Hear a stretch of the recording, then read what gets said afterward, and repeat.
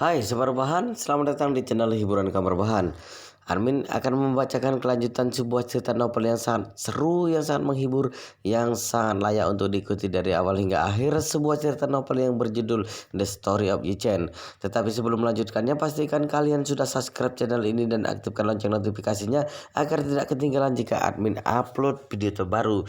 Jika kalian menyukai cerita seperti ini, jangan lupa like, jika berkenan share juga ke teman-teman lainnya agar teman-teman lainnya juga mendapatkan informasi dan hiburan di channel ini.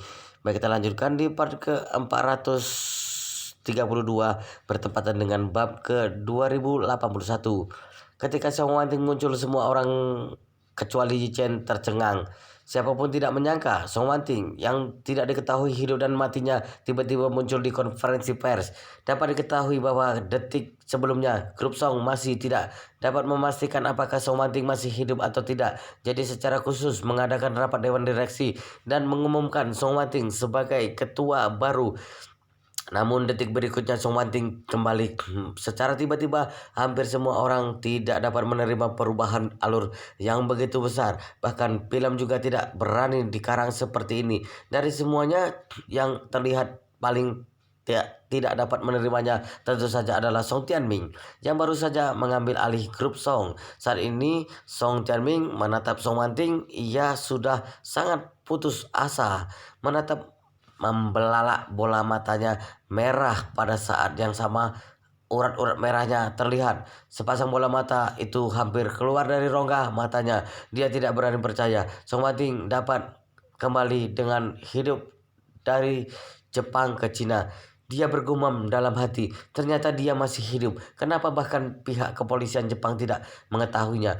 Polisi Jepang saat ini, meskipun mereka telah memulai mengurangi pasukan untuk mencari Song Wanting, namun mereka masih belum sepenuhnya menyerah mencari keberadaannya. Namun dia melangkahi pihak kepolisian Jepang dengan kembali ke dalam negeri. Apa yang ingin dia lakukan? Dan yang paling penting adalah jika dia masih hidup, kenapa tidak menghubungiku dan benda tua itu? Dia memiliki hubungan yang sangat dalam dengan benda tua itu. Walaupun dia tidak mempercayai diriku, namun tidak mungkin dia juga ikut mencurigai benda tua itu. Jangan-jangan dia telah mengetahui sesuatu. Memikirkan ini, Song Tianming panik setengah mati. Song Rongyu di sampingnya bahkan lebih terkejut dan takut. Dia juga tidak mengerti bagaimana Song Wanting bertahan hidup, lebih tidak mengerti bagaimana dia kembali ke dalam negeri. Sekarang ada banyak rumor tentang dia di Cina. Semua orang mengetahui itu. Dengan popularitasnya saat ini, tidak akan mungkin baginya untuk kembali ke rumah dengan tenang, kecuali seorang dengan kekuatan magis yang besar diam-diam membantunya. Memikirkan ini, Song Rongyu langsung menatap Yi Chen yang tersenyum di baris pertama kursi VIP. Tiba-tiba hatinya bergetar. Sebuah pikiran muncul di benaknya. Jangan-jangan Yi Chen. Iya, itu pasti dia. Tidak heran dia kembali dari Jepang begitu saja.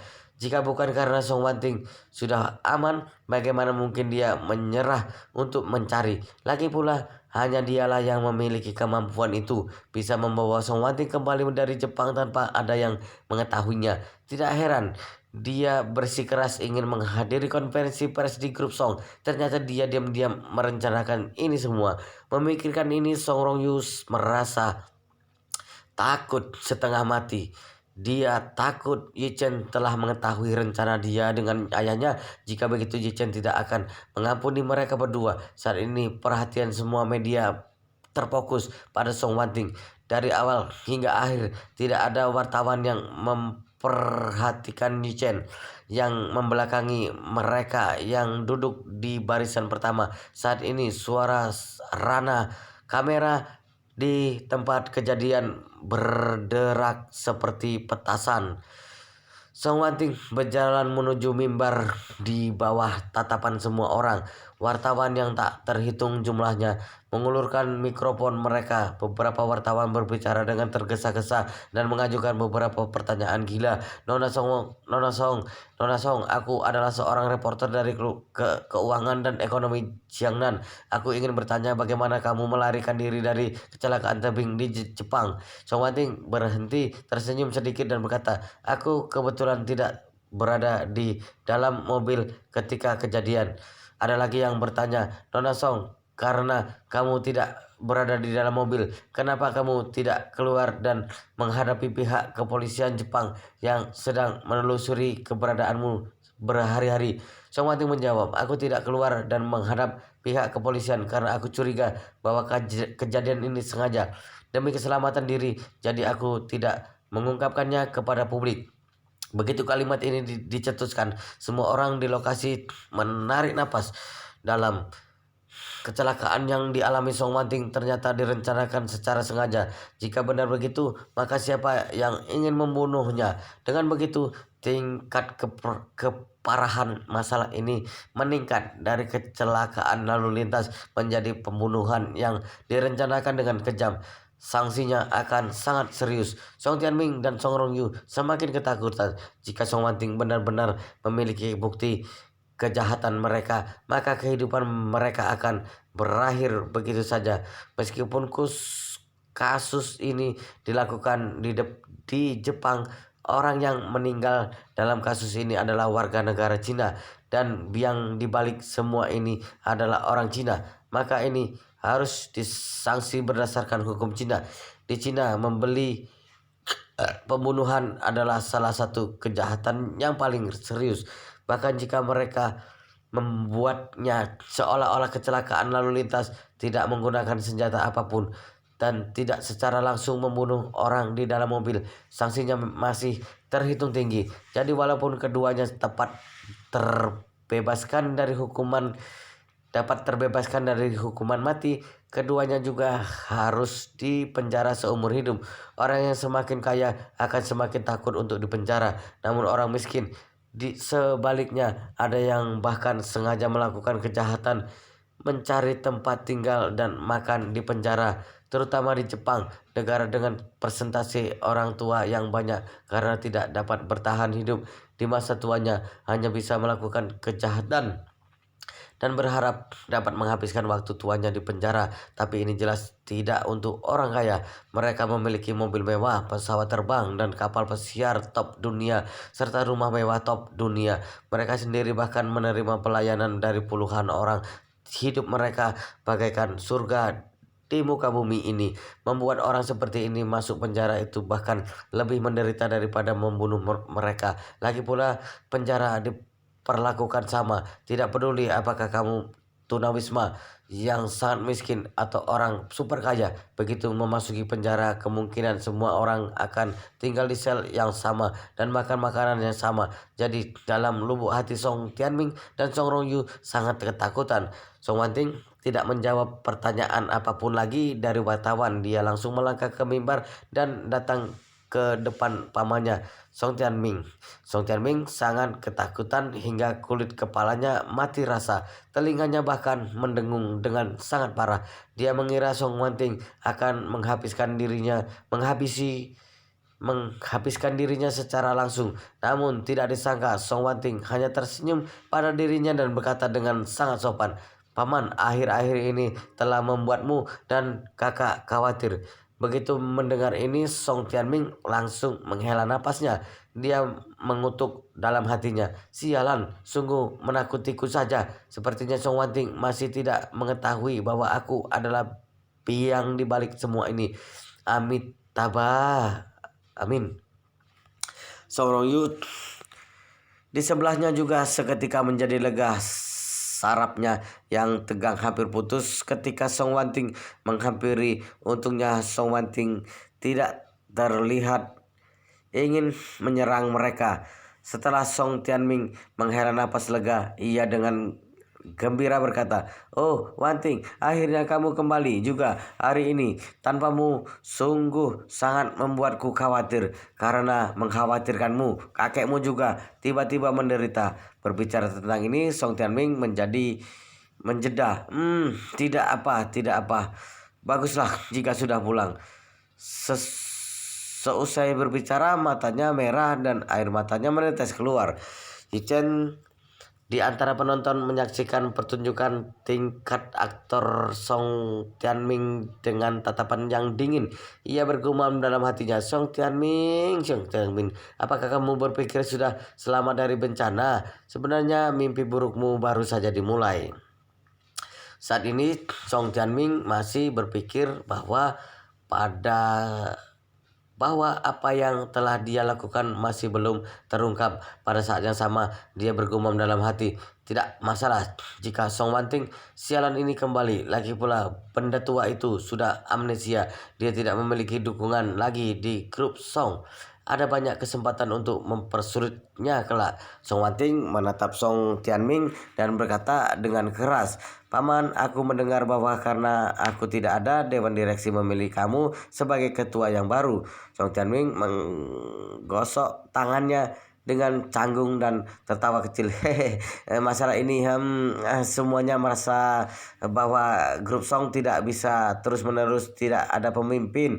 Jadi mereka merekomendasikanku untuk menggantikanmu.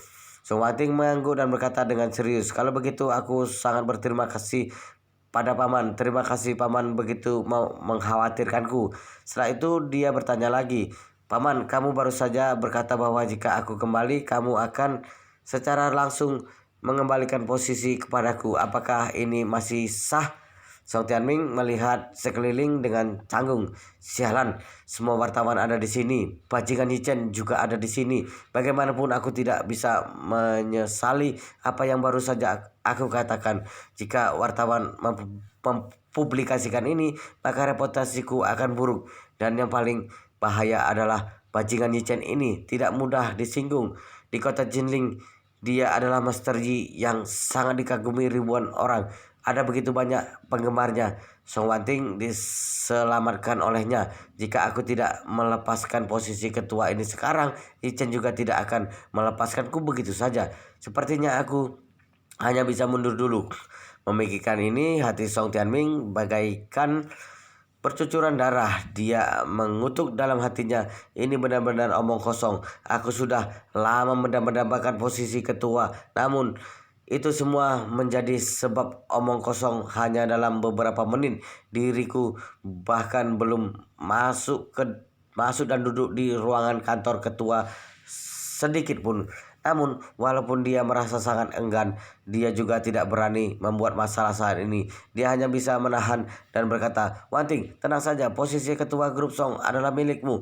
Aku hanya membantumu mengurusi beberapa hal penting sebelum kamu kembali. Karena kamu sudah kembali sekarang, maka aku akan mengembalikan posisi ini kepadamu. Usai berbicara, dia mengambil mikrofon dan berkata dengan sungguh-sungguh, sekarang aku mengumumkan bahwa posisi ketua grup Song akan dijabat oleh saudari Song Wanting. Aku percaya ini semua adalah solusi terbaik bagi para pemegang saham dan investor. Ayo semuanya berikan tepuk tangan. Penonton bergemuruh dengan tepuk tangan. Song Wanting mengangguk dan mengambil mikrofon, berkata pada semua orang yang hadir, terima kasih para hadirin yang telah hadir di grup Song hari ini.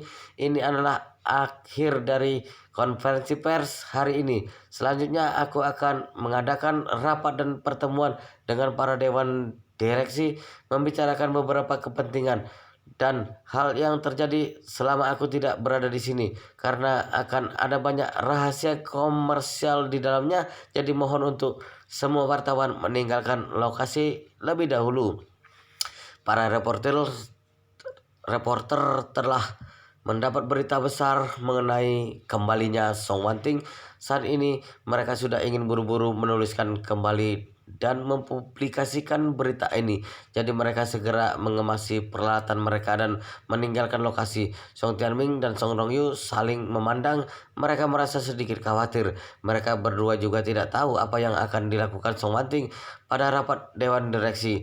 Jika rapat dewan direksi biasanya itu akan sangat sederhana. Semuanya hanya perlu melaporkan kejadian yang terjadi akhir-akhir ini kepadanya. Hanya itu saja. Namun jika Song Wanting sudah mengetahui sesuatu dan menghabisi mereka berdua di rapat dewan direksi, itu akan sangat kejam.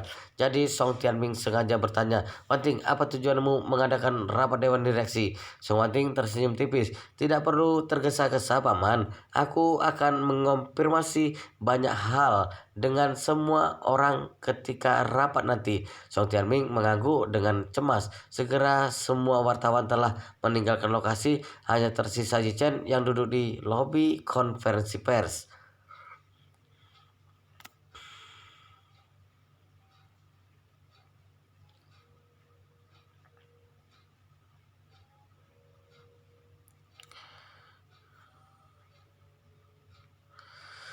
Song Tianming sedikit gugup. Ia berpura-pura canggung dan berkata, Master Yi, Wanting ingin mengadakan rapat dewan direksi. Ini mungkin akan membahas beberapa rahasia komersial. Jadi tolong kamu menghindar sebentar." Chen tersenyum. "Tenang saja Tuan Song. Tidak ada rahasia komersial pada rapat dewan direksi hari ini." Ini hati Song Tianming semakin berdebar-debar bagaikan sedang memainkan drum. Dia berpikir dalam hati, apa yang dimaksud Yi Chen? Kenapa seolah-olah dia mengetahui sesuatu? Tiba-tiba pintu aula konferensi pers terbuka. Hampir 40 pria berpakaian hitam berjalan masuk. Para dewan direksi grup Song terkejut dengan adegan ini. Song Tianming berteriak dengan gugup, "Siapa kalian? Siapa yang membiarkan kalian masuk? Di mana pengawal? Cepat usir mereka." Song Tianming juga buru-buru menegur, "Sebaiknya kalian pergi sendiri. Jika tidak, kami akan melapor polisi." Yi Chen yang tidak begitu berbicara sejak tadi tiba-tiba ia berbicara, "Song Tianming, mereka adalah pasukanku. Apakah kamu ingin berkomentar?" Song Tianming terkejut dan berkata, "Master Yi, ini semua pasukanmu? Apa maksudmu?" Yi Chen berkata dengan datar, "Aku mengatur pasukan ini untuk mendukung Wanting. Dia baru saja kembali ke grup Song. Jika tidak ada yang mendukungnya, aku takut dia akan dibully." Song Tianming buru-buru menoleh dan memandang Song Wanting. Ia berkata dengan serius, "Wanting, perusahaan adalah tempat untuk bekerja. Untuk apa Master Yi membawa begitu banyak orang ke sini? Orang yang tidak tahu akan mengira mereka adalah kumpulan para preman. Jika ini disebarluaskan, itu akan mempengaruhi reputasi perusahaan. Sebaiknya menyuruh mereka pergi secepatnya." Song Wanting tidak meladeninya. Ekspresinya sudah berubah menjadi sedikit dingin. Ia berkata dengan tegas, "Aku adalah ketua grup Song. Aku yang akan membuat keputusan atas semua ini." Song Tianming tidak menyangka bahwa sikap Song Wanting akan tiba-tiba menjadi buruk. Dia langsung dengan kesal berkata, "Walaupun kamu adalah ketua, kamu juga dipilih oleh para dewan direksi. Jika kamu tidak mematuhi aturan, dewan direksi memiliki hak untuk memberhentikanmu kapan saja." Song Wanting mencibir, "Memberhentikanku? Ketika kakek memberikan alih posisi ketua kepadaku, dia sudah memberikan semua hak suara dewan direksi kepadaku. Selama aku ada di rapat dewan direksi, maka kalian tidak memiliki hak suara. Lalu bagaimana bisa memberhentikanku? Aku memiliki semua hak dewan direksi. Aku yang berhak memberhentikan kalian semua kapan saja." Kamu, kamu, Song Tianming semakin emosi. Dia menggertak Song Wanting, "Jangan keterlaluan. Apakah kamu mengira aku tidak tahu bahwa kamu telah menghasut kakekmu? Ketika kakekmu memberikan jabatan padamu, dia sudah ada tanda-tanda Alzheimer. Kalau tidak, bagaimana mungkin menyerahkan grup Song kepadamu, generasi wanita? Penyakit Alzheimer tidak mungkin kambuh dalam sehari. Kakekmu kambuh sekarang. Itu pasti karena sudah diderita sejak lama. Karena dia menderita Alzheimer sejak lama, maka ketika dia memberikan posisi kepadamu, dia sudah merupakan seseorang yang tidak berkemampuan. semua keputusannya perlu dipertanyakan. Tenang saja, aku akan mengajukan banding ke pengadilan untuk menolak semua keputusan yang dia buat saat itu, untuk menarik kembali semua hak suara Dewan Direksi. Song Wanting mencibir, kamu ingin mengajukan banding ke pengadilan?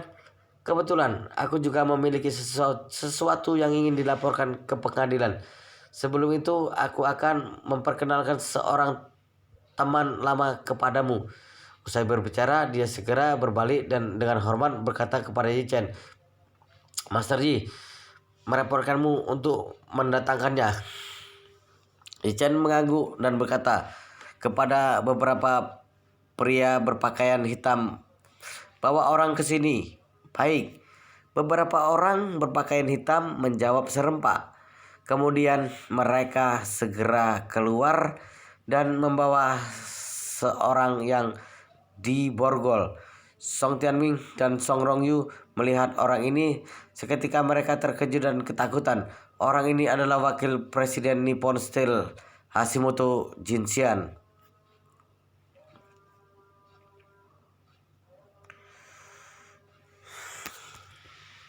Orang ini adalah wakil presiden Nippon Steel, Hashimoto Jinxian.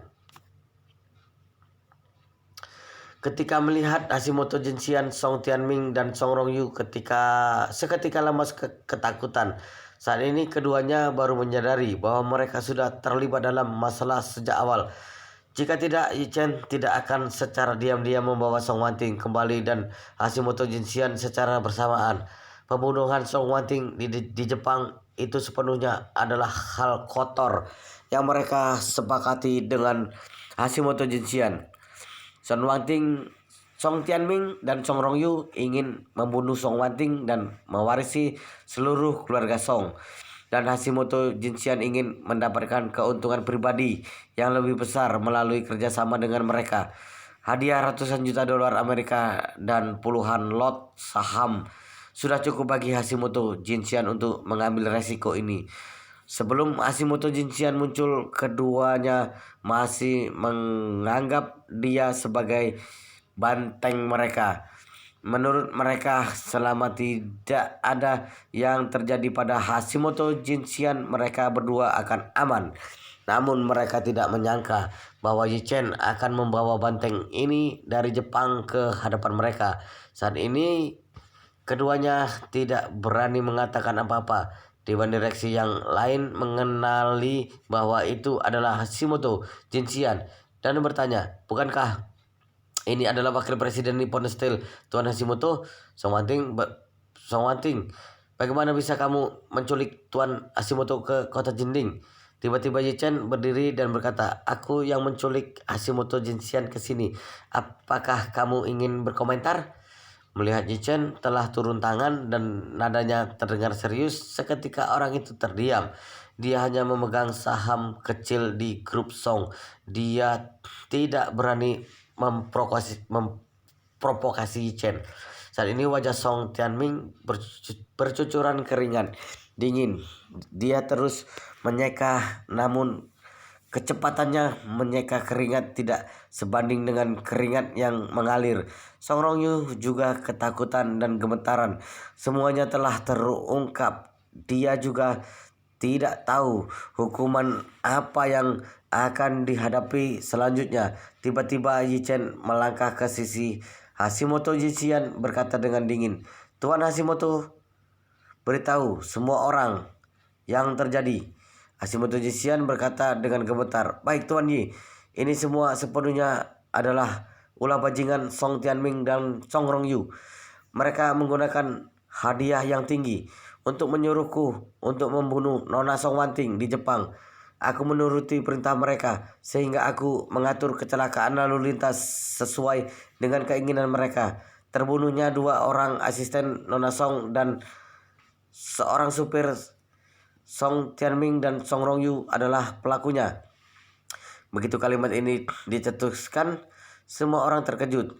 Tak satu pun dari pemegang saham ini menyangka bahwa hilangnya Song Wanting beberapa waktu lalu ternyata adalah kasus pembunuhan gelap yang direncanakan.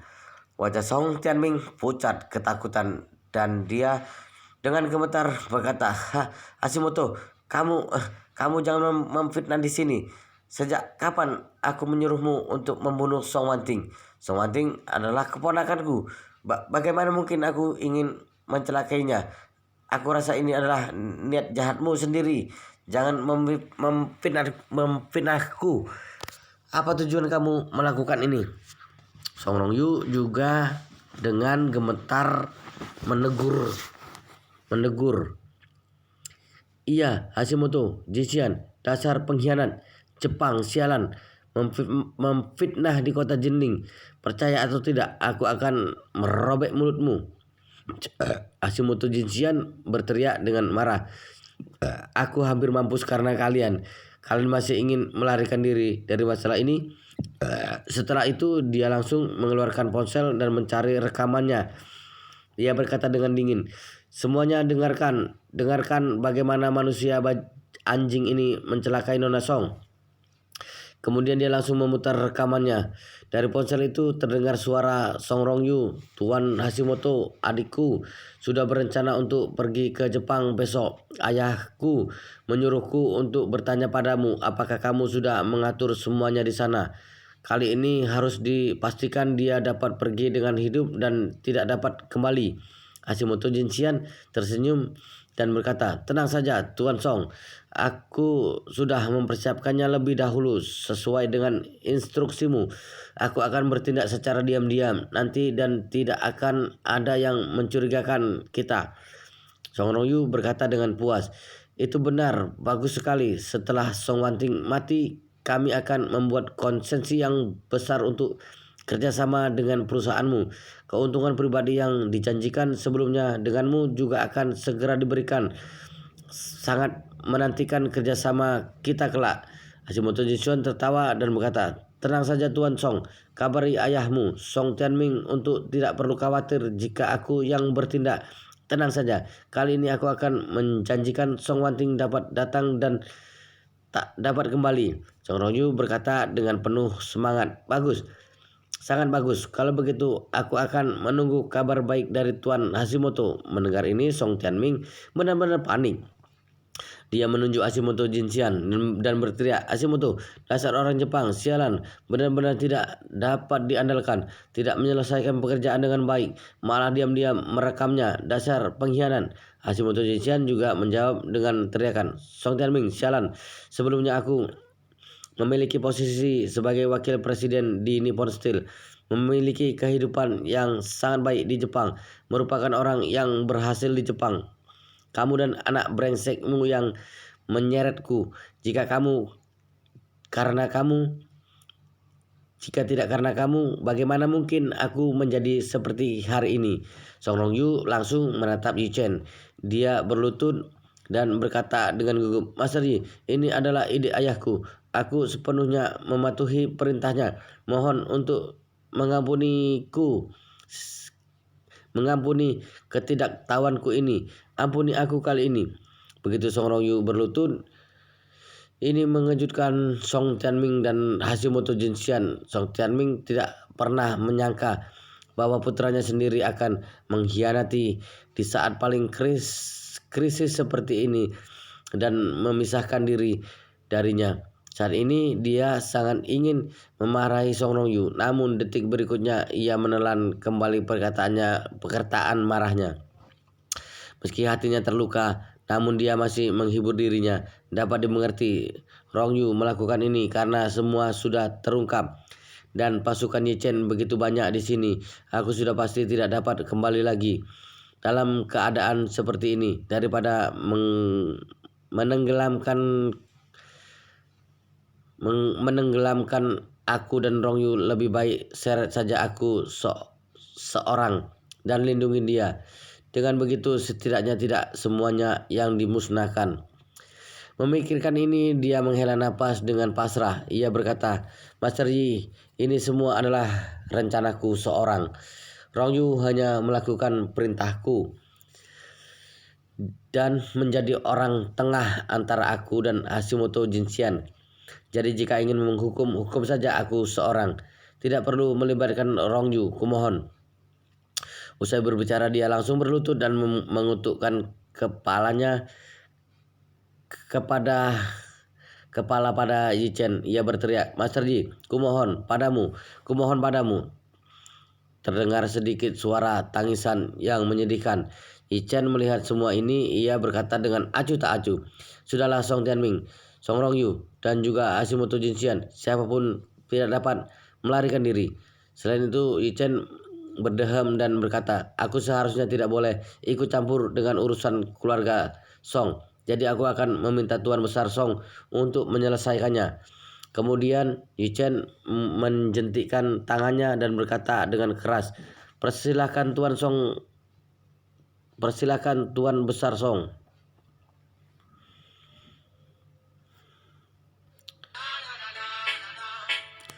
Wow, luar biasa sekali guys, ceritanya sangat seru, sangat menarik, sangat menghibur, sangat layak untuk diikuti dari awal hingga akhir. Tetapi sepertinya di part ini, di video ini sampai di sini dulu, dan kita akan lanjutkan di part berikutnya di video selanjutnya. Pastikan kalian sudah subscribe channel ini dan aktifkan lonceng notifikasinya agar tidak ketinggalan jika admin upload video terbaru. Jika kalian menyukai cerita seperti ini, jangan lupa like, jika berkenan share juga ke teman-teman lainnya agar teman-teman lainnya juga mendapatkan informasi dan hiburan di channel ini. Baik, kita lanjutkan di part berikutnya di video selanjutnya.